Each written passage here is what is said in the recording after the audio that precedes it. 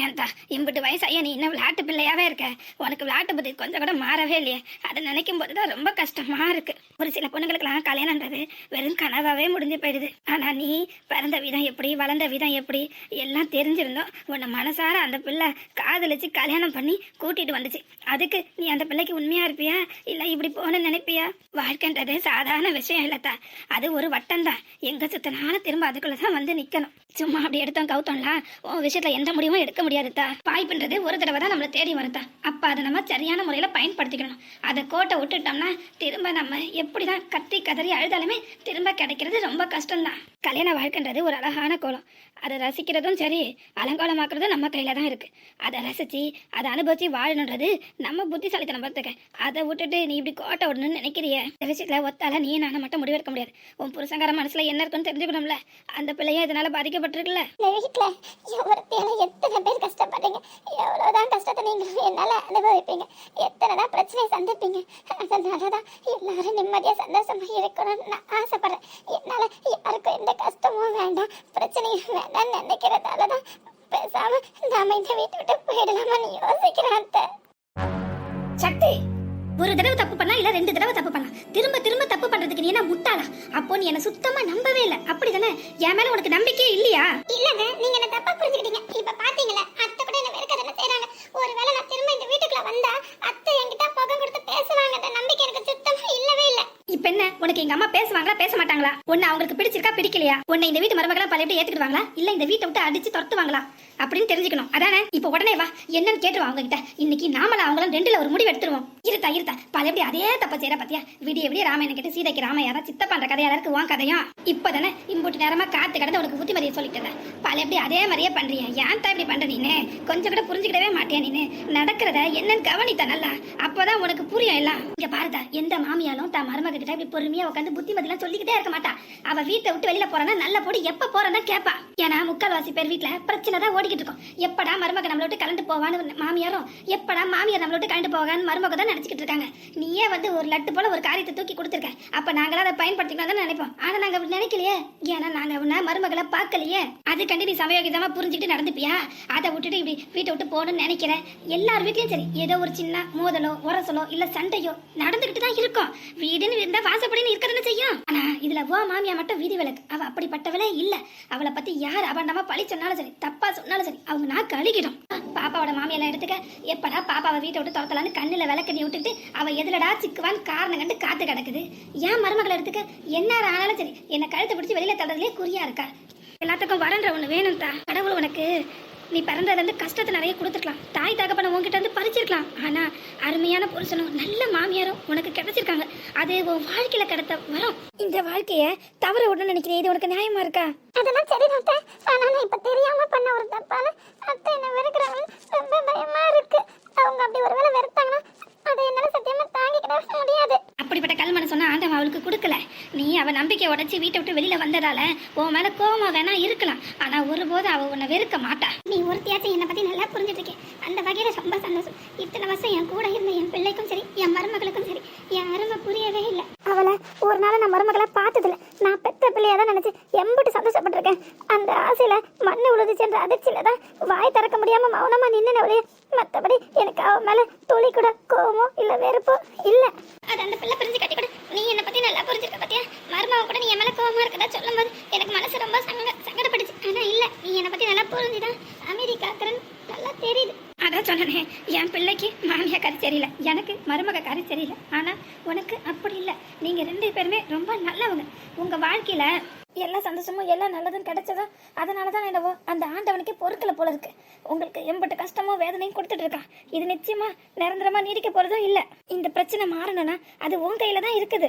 என்ன இது, நானும் மருமகனை பேசிக்கிட்டு இருந்தோமே, அது ஒருவேளை இவ கேட்டுருப்பாளோ? அவர் எப்படிலாம் பேசுறாரோ அதே மாதிரி தானே இவரும் இவங்களுக்கு புத்திமதி சொல்லிக்கிட்டு இருக்கா. என்ன சித்தி சொல்றீங்க? ஆமாயா, நீங்க 2 பேரும் தான் இது சம்மதமா முடிவு எடுக்கணும். ஏன்னா இது உங்க வாழ்க்கை. உன் மனசுல சக்தி இருக்காதா இல்லையா? அவ மட்டும்தான் என் உலகம், அவ மட்டும்தான் உசுறு. அவ இல்லாத இந்த வாழ்க்கை எனக்கு வேண்டாம். நீ என்னத்த சொல்ற? இவன் மட்டும் என் வாழ்க்கையில இல்லைன்னு ஒரு முடிவு வந்துச்சுன்னா நான் உயிரோடயே இருக்க மாட்டேன். அப்புறம் என்ன, நீங்க 2 பேரும் வாழணும்னு விருப்பம் பண்றீங்க. அது கடையில எந்த கொம்பனாலே வந்து உங்களை பிரிக்க முடியாது. தேக மனசு வச்சா பிரிச்சு வாழாக்கும். அவளை நம்மளால ஒரு கை பாத்துருவோம். அவன் அவ்வளவு பெரிய அப்பா டக்கராக்கும். இந்த நாயி எம்புட்டு திட்டம் போட்டுட்டு அழைது தெரியுமா? எனக்கு ஒன்றும் தெரியாமலாம் இல்ல. ஆனா நீங்க சேரணும்னு எத்தனை நல்ல உள்ளங்கள் உங்களுக்காண்டி துடிச்சிட்டு இருக்குன்னு உங்களுக்கு தெரியுமா? எனக்கு தெரிஞ்சு மரபு ஒரு மாதிரி இருக்குது. இவளுக்கு தெரியுமோ? என்ன சித்தி சொல்றீங்க? ஆமா, ஒரு சில விஷயங்களை வெளிப்படையா சொல்லலாம். ஆனா ஒரு சில விஷயங்களை வெளிப்படையா சொல்லாட்டியும் அது தெரியாத வரைக்கும் நமக்கு நல்லதுதான். ஆனா அது மூலமா நமக்கு நல்ல பலன் கிடைச்சதா அதை மட்டும் அனுபவிச்சுட்டு போயிட வேண்டியதான். என்னத்துக்கு நம்ம நதி மூலத்தையும் ரிஷி மூலத்தையும் ஆராய்ச்சிட்டு கிடக்கணும்? அதை புரியுங்க சித்தி. இங்க இல்ல, உனக்கு இந்த பிள்ளை வேணுமா இல்ல வேண்டாமா அதை மட்டும் சொல்லு. எனக்கு இவதான் வேணும், இவதான் வேணும், இவ மட்டும் தான் வேணும். இது போதும், விடு. இனி நடக்கிறதெல்லாம் நல்லதே நடக்கும். இதுக்கு மேலேயே நீங்க இதே மாதிரி ஒளிஞ்சிட்டு இருக்கிறது நல்லதில்ல. நாம முதல்ல பிரச்சனையை தொடங்க வேண்டாம். கொஞ்ச நேரம் அமைதி காப்போம். யாராவது ஒருத்தர் இல்லைன்னா ஒருத்தர் நிச்சயமா பிரச்சனையை ஆரம்பிப்பாங்க. அப்ப நம்ம வேலையை காட்டுவோம். ஆனா எந்த சூழ்நிலையிலும் நீங்க 2 பேரும் உங்களை விட்டு கொடுத்து பேசக்கூடாது. நீங்க 2 பேரும் இந்த முடிவுல உறுதியா இருக்கீங்களா இல்லையா? நிச்சயமா இருக்கும் சின்னத்தை. அப்புறம் என்ன, கவலையை விடு. போ, சந்தோஷமா புருஷன் கிட்ட போய் பேசிட்டு இரு. போ. ஆமா, அழுமுஞ்சி கணக்கா அழுதுட்டே இருக்கதை பார்க்கவே நல்லாவே இல்லை. நீ சிரிப்பா கலகலப்பா இருந்ததா நல்லா இருந்துச்சு. கொஞ்ச நேரத்துக்கு முன்னாடி அந்த பிள்ளை எப்படி சிரிச்சு பேசி விளையாடிட்டு இருந்தேன். பார்க்கும்போது எம்பட்டு சந்தோஷமா கண்ணுக்கு நிறைவா இருந்துச்சு தெரியுமா? 1/2 மணி நேரம் கூட ஆகல. அது கட்டி பல எப்படி ஓன்னு ஒப்பாரி வைக்க ஆரம்பிச்சிட்டேன். ஓத்தா, எனக்கு உங்ககிட்ட பிடிச்சது உன் சிரிப்பும் சந்தோஷம் மட்டும்தான். இந்த அழகையும் கண்ணீரும் இல்ல. இங்கே எனக்காக வச்சோம். நீ எப்படி நினைச்சுக்கிட்டாலும் சரி, மாமியார் அதிகாரம் பண்றாளோன்னு. ஆமா, நான் உண்மைக்கு மாமியார் அதிகாரத்துல தான் சொல்றேன். என்னமா உன் கண்ணில் ஒரு சொட்டு கண்ணீரை மட்டும் நான் தப்பி தவறி பார்த்தேனாக்கும் அதுக்கப்புறம் உனக்கு எனக்கு எந்த ஒட்டு உறவும் இருக்காது. இது நல்ல பிள்ளை கலக்கு. அழுதவங்க எல்லாருக்கும் தான் நான் சேர்த்து சொல்றேன், உனக்கு மட்டும் சொல்லல. என்ன சொல்றீங்க? புரிய வேண்டியவங்களுக்கு புரியும், தெரிய வேண்டியவங்களுக்கு தெரியும். அம்பிட்டுதான். கொஞ்ச நேரம் தோட்டத்துல பேசிட்டு இருங்க. எனக்கு ஒரு சின்ன வேலை இருக்கு, அதை முடிச்சிட்டு வந்துடுறேன். உனக்கு மட்டும் என்ன தனியா சொல்லணுமால? முகத்தை ஏம்ல இப்படி தூக்கி வச்சுட்டு ஓடுறேன்னு இருக்கேன். நல்லா சிரிச்சு கலகலப்பா இருல. பொண்டாட்டி உன்னை விட்டு எங்கேயும் போக மாட்டா. அப்படி போக விட்டுருவோமா நானு? என்ன சரிதா சரி, எத்தனை நாளைக்கு தான் இப்படி ஓடி ஓடி வலிக்கிறது? அம்மாக்கு தெரியாம இப்படி இருக்குது, எனக்கு கொஞ்சம் கஷ்டமா இருக்கு. யாருல சொன்னேன் உங்க அம்மாக்கு தெரியாதுன்னு? என்ன சொல்றீங்க? இல்லை, உங்க அம்மாக்கு நீங்க 2 பேரும் சேர்ந்து வாழ்றதுல தானே விருப்பம். அதுதான் அவன் மனசு உள்ள ஆசையாவும் இருக்கு. என்ன சொல்றீங்க? ஆமா, இப்ப உங்களுக்கு ஒரு சில விஷயங்களை என்னால வெளிப்படையா பேச முடியாட்டியும் காலை வரும்போது நீங்க நிச்சயமா புரிஞ்சுக்கிடுவீங்க. எது எப்படியோ அத்தைக்கு என் மேல கோவம் இல்லாம இருந்தா அது ஒண்ணு மட்டும் எனக்கு போதும். இப்ப வாய்க்கிலேயே நல்லா வக்கனையா பேசு. கண்கட்ட பிறகு சூரிய நமஸ்காரம் பண்ணி என்ன பிரயோஜனம் சொல்லுதா? என்னையாவது புத்தி உள்ள பிள்ளையா பழச்சுக்க வழிய பாரு. என்ன போ. ஏய் சிவா, சக்தி, அண்ணா வரேன்னு நினைக்கிறேன். நீ போய் ஒளிஞ்சிக்க போ. அந்த செடிக்கு பக்கத்துல நின்னுக்க. அதுக்கெல்லாம் ஒண்ணும் அவசியம் இல்லை. அந்த கலத பையவளுக்கும் இவருக்கு நல்லா தெரியும். அட பாவிகளா, நான் கேட்டதுக்கு உங்களுக்கு மட்டும் தான் தெரியும்னா? அவன் எப்ப நான் இல்லாம தனியா இருந்திருக்கான். ஒண்ணு அவன் பொண்டாட்டி முந்தானை பிடிச்சிட்டு அலைவான், இல்லன்னா என் முந்தானை பிடிச்சிட்டு என் பரத்தாலே வருவான். அதுதான் அவனுக்கு தெரியும். சரி பாவம் அண்ணன் உங்ககிட்ட மாட்டிட்டு ரொம்ப கஷ்டப்படுறான். என்ன ஆம்பளே லட்சணமா எங்கன்னா ஒழுங்கா பொண்டாட்டி செய்யறத தட்டி கேட்கானாக்கும். அவ என்ன சொன்னாலும் ஆமா சாமின்னு போட்டு ஜாட தட்டிட்டே இருந்தா பிறகு ஒரு மனசுக்கு கோவம் வராதாக்கும். இப்ப அடுத்து என்ன பிரச்சனை வருதுன்னு தெரியல. என்ன அவன் பொண்டாட்டி அடுத்ததான் ஏதாவது தலையில குண்டை தூக்கி போட்டிருப்பா. அதான் அந்த பையன் உன்னை தேடிட்டு அலைறான். ஆமா, ஆனா அவன் எப்பவுமே அமேன்னு என்னதான் சுத்தி அலைவான். என்னன்னு தெரியல, இன்னைக்கு இப்ப உன்னை கூப்பிடுறான். டேய், நீ உன் மனசுல என்ன நினைச்சிட்டு இருக்க? ஏலே, என்னல வந்தது வராதமா கொய்ய மயின்னு கூச்சிட்டு இருக்க? முதல்ல என்ன விஷயம்னு சொல்லு. என்ன நடந்துச்சுன்னு தெரிஞ்சனா நீயே இப்ப இவன்ட்டு சண்டைக்கு வருவ. அடங்கடா, முதல்ல விஷயத்தை போட்டு ஓடடா. சி, நீ ஒருத்தையே போதும் என்ன அசிங்கப்படுத்துறதுக்கு. நானும் கொஞ்சம் பொறுப்புல அண்ணனா நடந்துக்கான்னு பாத்தீங்கன்னா உடறியாக்கும். யாரு நீங்க பொறுப்புல அண்ணனாக்கும். உங்க பொண்டாட்டி இந்த பிள்ளை கழுத்தை பிடிச்சி வெளில தள்ளும் போது அவ கண்ணத்துல 4 அப்ப இருந்தா நீ எனக்கு பொறுப்புள்ள பிள்ளையா இருந்திருப்ப, இவனுக்கு பொறுப்புள்ள அண்ணனா இருந்திருப்ப. அதுதான் நடக்கலையே. அப்புறம் வாய்க்கிலேயே ஜாம்பாம நான் பொறுப்புள்ள அண்ணனாக்கும் நான் பொறுப்புள்ள பிள்ளையாக்கன்னு மட்டும் சொல்லாத. சி, வெளியில சொன்னா வெக்க கேடு. நீ எல்லாம் என் பிள்ளை வெளியில சொல்லிக்கிட்டாதா? நான் எப்படி இருக்க, நீ எப்படி இருக்க? சரியான தொடர் அடங்கி பாரு. அம்மா பேச்ச மாட்டாதுமா. இலை சரி, வாயை முடிட்டு பேசாம போயிடல. வர்ற கோவத்துக்கு ஆத்திரத்தை மட்டும் நீ கிளப்பிக்கிட்டே இருந்தனா அப்புறம் பாரு நல்லா இருக்காது சொல்லிவிட்டேன். ஆமா, உன் பொண்டாட்டிக்காரி எங்க? இப்ப நீங்க வந்து நிக்கிறது அவளுக்கு தெரியுமா இல்ல தெரியாதா? அம்மா கொஞ்ச நேரம் வாய் முடிச்சு பேசாம இருந்துருமா. இப்ப அதுவா முக்கியம். இங்க தலை போற விஷயம் பெருசா ஒண்ணு நடந்துட்டு இருக்கு. அதை பத்தி என்ன ஏதுன்னு விசாரிப்பேன்னு பார்த்தா அதை விட்டுட்டு என்ன கிண்டல் அடிக்கிறதுலே குறியா இருக்க. என்ன கால் வாரதால உனக்கு என்ன அம்புட்டு பெரிய சந்தோஷம் வந்து கிழிச்சிட போகுது. இவன் எப்ப சிக்குவானாக்கும் இவனை போட்டு வசமா மாட்டலான்னு நீ காத்துட்டு இருந்த மாதிரி எல்லாம் இருக்கு. பெத்த தாய் மாதிரி எங்க பேசுறியா? இல்லை ஏன்ல இப்படி நீங்க பேச வைக்கிறீங்க? ஒழுங்கா இருங்க. நான் ஏன் அப்புறம் அப்படி பத்தி பேச போறேன்? எம்மா நேரம் காலம் தெரியாம கால் வாராதம்மா. முதல்ல நான் சொல்ல வந்த விஷயத்தை பேச விடு. தோற பெருசா அப்படி என்னத்தை பேசி கிழிச்சிட போறாரு. என் பொண்டாட்டி யாருக்கும் சோறுலாம் பொங்காதுன்னு சொன்னேன், கறி எடுக்கக்கூடாதுன்னு சொன்னேன். இன்னைக்கு பருப்பு குழம்பு தான் வைப்பாலாம், துவையல் தான் அரைப்பாலாக்கும்னு சொல்ல போறேன். அதானே? ஐயோ கடவுளை, எங்க இருந்து தான் வந்தாங்க இப்படி நமக்கு அம்மான்ற பேர்ல? இவங்க ஒருத்தங்க போதும் நம்ம கழுத்து அறுக்கிறதுக்கு. கறி நான் விஷயம் என்னன்னு பட்டுன்னு சொல்லு. சித்தியை பத்தி தான் உனக்கு தெரியாதா? அவங்க மேல எந்நேரமும் கோவமா தான் இருக்காங்க. அதான் வந்து சிக்கனதை வாடா பையில மசமா மாட்டிக்கிட்டியாக்கொண்டு உன்னை கோழி அமுக்கிற மாதிரி அமுக்குறாங்க. உனக்கு எம்புட்டு நெஞ்சு தெரியாருந்தா டைவர்ஸ்க்கு சம்மதி பண்ணினு. என்ன என்னல சொல்ற? இலை அறிவு கட்ட பையல, உன் மண்டில கொஞ்சமாச்சும் மசாலா இருக்கல? ஐயோ ஆண்டவன் உனக்கு களிமண்ணதால படைச்சு வச்சிருக்கான். அவ சக்தி இருக்காளடா. ஐயோச்சே, அவசரப்பட்டு வார்த்தையை விட்டுட்டனே. இந்த பிள்ளை இருக்கிறத கவனிக்கலையே மறந்துட்டேன்னு. இப்ப எப்படி சமாளிக்கிறது? சிவா பையன் வேற சிக்கி விட்டானே. அதான் அப்பவே சொன்னோம்ல, ஜாலர தட்ட பயிலுக்கும் ஜாடி தூக்குற பயிலுக்கும் மூளை வேலை செய்யாதுன்னு. அவங்க நினைச்சது அடையணுன்றதுக்காக எந்த எல்லை வரைக்கும் வேணாலும் போவாங்களா அவங்க? அவங்களுக்கு எவ்வளவு தைரியம் இருந்தா என் புருஷன்றது என்ன பிரிக்கணும்னு பாப்பாங்க. அண்ணே நீ முதல்ல கிளம்பு, நம்ம பிறகு பேசிக்கிடுவோம். மாமா என்ன நடந்துச்சுன்னு சொல்லுங்க. இவர் டைவர்ஸ் ஓகே சொல்லிட்டாரா? அது வந்து நீங்க வந்து போய் இழுக்கும் போதே தெரியுது இவரு கூட்டுக்கலவனிட்டு ஏதோ வேலை பார்த்துருக்காருன்னு. இல்லை என்னல சந்தோஷமா உனக்கு இப்ப ரொம்ப ரொம்ப சந்தோஷமா இருக்குமே. ஏசில குளிர் காஞ்ச மாதிரி நல்லா கூலிங்கா இருக்குமே, குளுன்னு. அதான் வந்த வேலை நல்ல வெற்றிகரமா முடிஞ்சிட்டல. இனி வந்த வழியை பார்த்து கிளம்ப வேண்டியதானே. இதுங்க கொஞ்ச நேரத்துக்கு மட்டும் தான் சந்தோஷமா சுத்தி இருந்ததுங்க. அது உனக்கு பொறுக்கவே இல்லை போல இருக்கு. வந்து கொளுத்தி போடணும்னு கொளுத்தி போட்டாச்சுல. பறவை என்னத்துக்குல சோகமா மூஞ்சி வச்சுட்டு அப்பாவி கணக்க நடிச்சிட்டு நிக்க. கிளம்பல முதல்ல. ஆமா இது உன் திட்டமா இல்ல உன் பொண்டாட்டிக்காரோட திட்டமா? அவ அனுப்பி வச்சுதான் நீங்க இந்த வந்து வேலை பாக்கியோ? அவளுக்கு தான் நாங்க இங்க இருக்கிறது தெரியாத. ஆமா நீ ஏதோ வாய் தவறி உளறி கிளறி வச்சுட்டியோ? நீ செஞ்சாலும் செஞ்சிருப்பல. அப்பேற்பட்ட பல கிளாடி தானே நீ எதையோ அவகிட்ட நல்ல உளறி கொட்டியிருப்பான்னு நினைக்கிறேன். அதனாலதான் நாங்க இங்க சந்தோஷமா சுத்தி தெரியுறது. அந்த நாய்க்கு பொறுக்கல. அங்க வயிற்றுச்சல் பத்துக்கிட்டு எரியுது போல இருக்கு. அதனாலதான் அதை கொலைக்கணும்னு உன்னை இங்க அனுப்பி விட்டுருக்கா. ஏமா அவசரப்பட்டு வார்த்தையை கொட்டாதம்மா, கோவப்படாதம்மா. அவளுக்கு நான் இங்க வந்தது தெரியாது. அந்த அம்மா ரொம்ப குதூகலமா ஆட்டம் பாட்டம் கொண்டாட்டம் இருந்தாங்களா. ஆனா ஒரு நாள் எல்லாத்தினால இவ இம்பட்டு சந்தோஷமா இருக்காள. இவளுக்கு சாதகமா ஏதாவது நடந்தாதானே இவ இவ்வளவு சந்தோஷமா இருப்பான்னு நினைச்சேன். ஆமா ஆமா அந்த அம்மாக்கு யார் கூடனா கெடுத்தா நிம்மதியா சந்தோஷமா இருப்பாங்க. ஆமால அவ நான் சந்தோஷமா இருக்கேன்னு உன்ட்ட வந்து சொன்னாலாக்கும். அட நீ வேற போமா. என்னம்மா நீனு? அவ சாதாரணமா நான் எது கேட்டாலுமே காதுல விழாத மாதிரி சட்டை பண்ணாம மதிக்காம போவாள. இன்னைக்கு அவளே வலிய வந்து விழுந்து விழுந்து எனக்கு கவனிச்சா. அப்பமே எனக்கு எங்கேயோ பொறி தட்டுச்சு. இவகிட்ட ஏதோ தப்பு நிச்சயமா இருக்குன்னு. ஓஹோ உடனே துரைக்கு சந்தேகம் வந்து அவகிட்ட எல்லாத்தையும் கொட்டி தீத்திட்டீலாக்கும். என்ன நம்பவே மாட்டல நீனு. நான் சொல்லல. அவளே தான் அவங்க அம்மா கிட்ட போன்ல பேசுனதை ஒட்டு கேட்டேன். அதை கேட்டுதான் எனக்கு ரொம்ப சங்கடமா போயிடுச்சு. நம்ம சிவாவா இப்படின்னு ஆச்சரியமா போயிடுச்சு. இந்த பிள்ளைக்கு போய் இவன் துரோகம் நினைக்கிறானே அதை தாங்கிக்க முடியல. அதான் உடனே இவன் சட்டையை பிடிச்சி கேட்கலான்னு வந்தேன். அடை கூறு கட்ட பையல சட்டையை பிடிச்சி கேட்கலான்னு வந்ததுலாம் சரிதான்.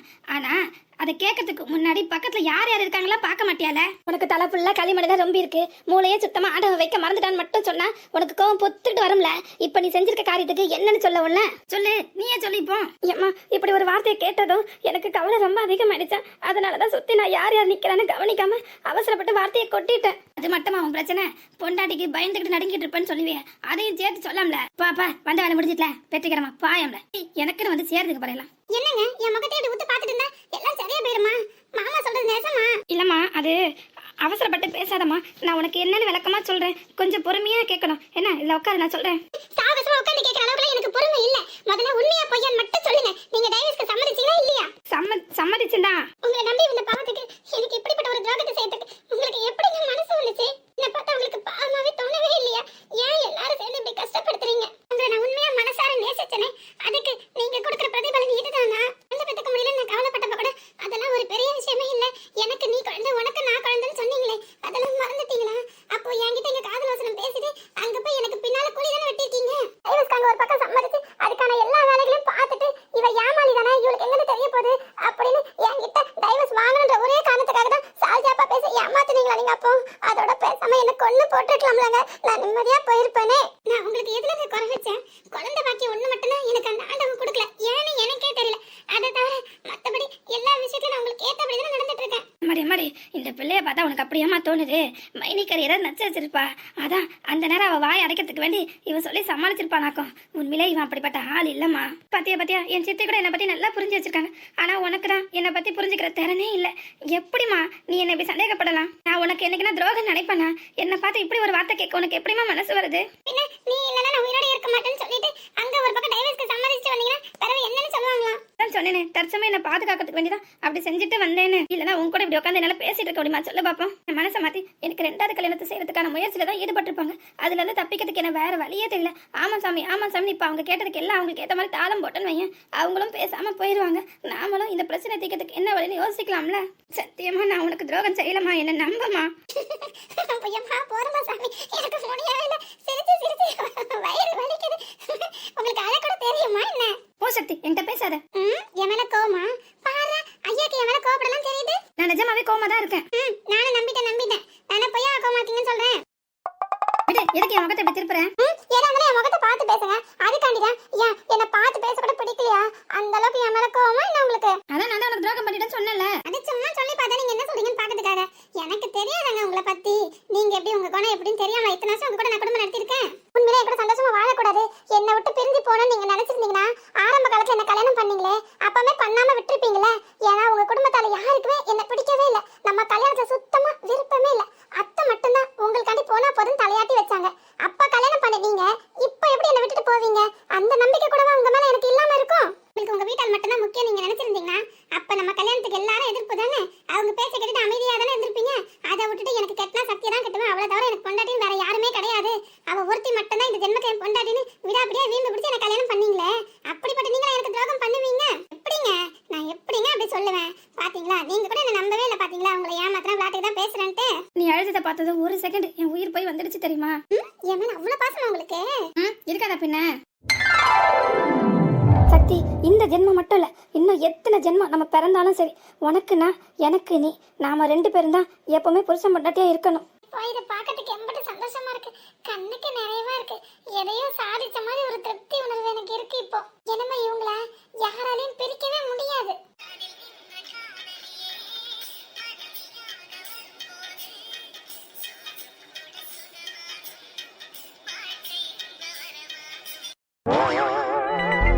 ஏற்கனவே என் தம்பி வாழ்க்கை எடுத்து நாசமாக்கியாச்சு, அடுத்து யார் வாழ்க்கையில மண்ணள்ளி போடலான்னு பிளான் போட்டுட்டு இருக்காப்பல. அதான் இங்கிட்ட அங்கிட்ட நடந்துகிட்டு கிடக்கா. இந்த சின்ன சிறுசுக்கு 2 எம்பட்டு சந்தோஷமா இருந்துச்சு. அநியாயமா அவங்க வாழ்க்கையில போய் இவ கும்மி அடிச்சுட்டாலே. அந்த குற்ற உணர்வு இவளுக்கு கொஞ்சம் கூட இல்ல போல இருக்க. குதூகலமாலாம் சுத்தி தலைறா. இவ பொம்பளையா இருந்தா அந்த உணர்வுலாம் இவளுக்கு இருக்கும். இவதான் பேயாச்சே. உன் மொபைல் இப்படி ஆடாத ஆட்டெல்லாம் போடுறா. அவளுக்கு கொஞ்சமாச்சும் புத்திமதி சொல்லக்கூடாதுன்ட்டு இவ ஆத்தாக்காரிக்கு போனை போட்டோம்னா அங்க இருக்கிற பிசாசு இதை விட ரொம்ப மோசமாச்சே. ஏன்னா அது போடுற ஸ்கெட்ச்ல தானே இவ இங்க இந்த ஆட்டம் ஆடுற. இங்க பாருட்டு மருமவன் போனை போட்டாவ இந்த மாதிரி சொன்னாவன்னு சொல்லி கொடுத்து நம்ம வாழ்க்கைக்கும் சேத்துல உழ வைக்கும் அந்த கிளவி. நான் பிரிச்சு காட்டுறேன், உங்க 2 பேரையும் அடியோட நான் பிரிச்சு காட்டுறேன். என் சக்தி, என்கிட்ட நீ சவால் விட்ட, என்கிட்ட மோதுனா எப்படி இருக்குன்றத இப்ப நீ நிச்சயமா உணர்ந்திருப்ப. காசு பணம் இல்லாம கஷ்டப்பட்டு சோத்துக்கு அல்லாடி பிச்சைக்காரியாட்ட வாழ்ந்த உனக்கு இம்புட்டு திமிரு தைரியமும் தெனாவிட்ட இருக்கும்போது பணத்திலே பிறந்த எனக்கு எம்புட்டு நெஞ்சு தைரியம் இருக்கும். ஆள் யார் எவருன்னு தெரியாம என்கிட்டயா மோதுன்னு நினைச்சேன், என்கிட்டயா நீ சவால் விட்ட. இப்ப உன் பழப்பு தானே சிரிப்பா சிரிச்சு போய் கிடக்கு. நான் மகாராணியாட்டம் தானே இந்த வீட்டுல வாழ்ந்துட்டு இருக்கேன். இப்ப நீ தானே போக்கெடு இல்லாம தெருவா அலைஞ்சிட்டு கிடக்க. எங்க இருக்கியோ, யார் வீட்டுல அடக்கலாம் போக இருக்கியோ யாருக்கு தெரியும்? இதுக்கு தாண்டி என் பேச்ச கேட்டு எனக்கு வேலைக்காரியாட்ட ஒழுங்கா இருந்திருந்தா இந்த நிலைமை உனக்கு வந்திருக்குமா? வந்திருக்காது. அவ தன்மான உள்ளவள. அதான் உன்ன மாதிரி நாய்ங்க பேச்செல்லாம் கேட்டு நடக்க மாட்டான். யோ என்னையா ரொம்ப தான் ஓவரா சவுண்ட் விடுற? என்ன முதுகு பழுத்துரும்? நேத்து அடி வாங்கி அதை மறந்துட்டியோ? நீ என்ன அடிச்சாலும் சரி, மிதிச்சாலும் சரி, இல்ல கொன்னு தூர தூக்கி எறிஞ்சாலும் சரி, நீ செஞ்சது தப்பு மகா தப்பு, மன்னிக்கவே முடியாது. அடுத்தவங்க வாழ்க்கையில இப்படி விளையாடுறியே, உனக்கு மனசாட்சின்னு ஒண்ணு இல்ல. இங்க பாரியா, இந்த காலத்துலலாம் நியாயம் தர்மம் அநீதி அநியாயம் எல்லாம் பார்த்தாலாம் வாழ்ந்துட்டு இருக்க முடியாது. நமக்கு நம்ம வாழ்க்கை மட்டும்தான் முக்கியம். நம்ம சந்தோஷமா இருக்கோமா, அதுக்காக என்ன வேணாலும் செய்யலாம், எந்த எல்லைக்கு வேணாலும் போலாம். அதுல சுத்தமா தப்பே கிடையாது. அடுத்தவங்க குடிய கெடுத்து அதுல வர சந்தோஷம் என்னைக்குமே நிலைக்கவே செய்யாது. அது நம்ம பிள்ளைங்களுக்கு பாவத்தை தான் கொண்டு வந்து சேர்க்கும். அடப்பாயா, நான் இந்த பாவம் புண்ணியத்து மேல நம்பிக்கை சுத்தமா வைக்கிறதே கிடையாது. நீ என்னன்னா சும்மா என்னவோ நீதான் நியாய தர்மம் மாதிரி வெட்டி பேச்செல்லாம் பேசி வீணா போய்கிட்டு கிடக்க. இங்க பாரியா, ஒழுங்கா என்ன மதிச்சு என் பேச்சை கேட்டு நடந்தா உன் வாழ்க்கையே சொர்க்கமா இருக்கும். இல்லன்னா சக்தியோட நிலைமை எப்படி இருக்கு பார்த்தல, அதே மாதிரிதான் உனக்கும் உன் நிலைமை கேள்விக்குறியாடும். ஜாக்கிரதை. உடம்புல பயம் இருந்தா ஒழுங்கா உள்ள போ, இல்லன்னா வெளியில போ. எது வசதி? இப்படிப்பட்ட கேவலமான வாழ்க்கை வாழ்றதோட பேசாம நானும் வீட்டை விட்டு வெளியில போயிடலாமான்னு யோசிக்கிறேன். அதை செய் முதல்ல, ரொம்ப நல்லது. எப்படா நீயே வீட்டை விட்டு வெளியில போவேன் நானும் காத்து கிடக்க. எப்பாடா இப்பதான் அந்த நல்ல காரியம் நடக்குது போல இருக்கு. நீயும் ஒரு பொம்பளை தானே? என்ன நீயும் ஒரு பொம்பளை தானே? ஒரு பொம்பளை வந்துட்டு ஒரு பொம்பளை வாழ்க்கை கிடைக்கணும்னு நினைக்கிறிய? இது கொஞ்சமாச்சும் நியாயமா இருக்கும். இதே தானே? இதை எத்தனை தடவை தான் நீயும் கேட்ப? எனக்கும் கேட்டு காது புளிச்சு போச்சு. வேற ஏதாவது இருந்தா பேசு. வேண்டாம் ஸ்னேகா, விட்டுடு. அநியாயமா என் தம்பி வாழ்க்கையில விளையாடாத, அது உனக்கு நல்லது இல்ல. நான் போய் சொல்லி கொடுத்துருவேன். நீ என்னமா அவங்க விஷயத்த தலையிட்டன்னு வையன், உன் வண்டவாளத்தை தண்டவாளம் ஏத்திடுவேன். அட போயா கூறு கெட்ட கூக்கரு. நீ சொன்னா அதுங்கெல்லாம் நம்பிடுமாக்கும். அந்த நேரம்லாம் எப்பவோ கடந்து போச்சு. நீ ரொம்ப லேட்டா வந்திருக்க. நீ சொல்ற வார்த்தைலாம் அங்க எடப்படவும் செய்யாது, பழிக்கவும் செய்யாது. என்னமா நான் வச்சதான் இந்த வீட்டுல சட்டம். ஏன்னா அந்த அளவுக்கு எல்லாரும் மனசுல நான் இடம் பிடிச்சிட்டேன். நியாயம் தர்மம் வெட்டி நியாயம் பேசிட்டேமே உன் பெரியம்மா காரி, அதான் அந்த பெருசு. அதுவே இப்ப என் கைக்குள்ளதான். அது தெரியுமா உனக்கு? நில்லுனா நிக்கும், உட்காருனா உட்காரும். அந்த பெரிய கிழவி என்ன சொல்லுதோ அதை தானே அவன் மகன் காரணம் கேட்டு நடப்பேன். என்னமா நான் என்ன சொல்றனோ அதுதான் அதுங்க 2 செய்யும். நிச்சயமா நீ வேணா பாரு, என் தங்கச்சி இந்த வீட்டுக்கு மருமகளா கூட்டிட்டு வரனா இல்லையான்ட்டு. அது மட்டும் ஒருபோதும் நடக்கவே நடக்காது. நான் அது நடக்க விடவே மாட்டேன். அடப்போயா லூசு பையல, நீ என்ன விடுறது? அதுதான் ஏற்கனவே முடிவாய் போச்சே. கூடிய சீக்கிரம் சிவா டைவர்ஸ் வாங்கவும் போறான், என் தங்கச்சி கழுத்துல தாலி கெட்டவும் போறான். நீ வேணா பொறுத்திருந்து பாரு. நீ ஜெயிக்கிறியா இல்ல நான் ஜெயிக்கிறவன் பாப்போமா? பாப்போம் டீ பாப்போம். அநியாயம் ஜெயிக்குதா இல்ல தர்மம் ஜெயிக்குதானே கூடி சீக்கிரம் பார்க்க தானே போறோம். இதெல்லாம் எங்க இருந்து திருந்த போகுது?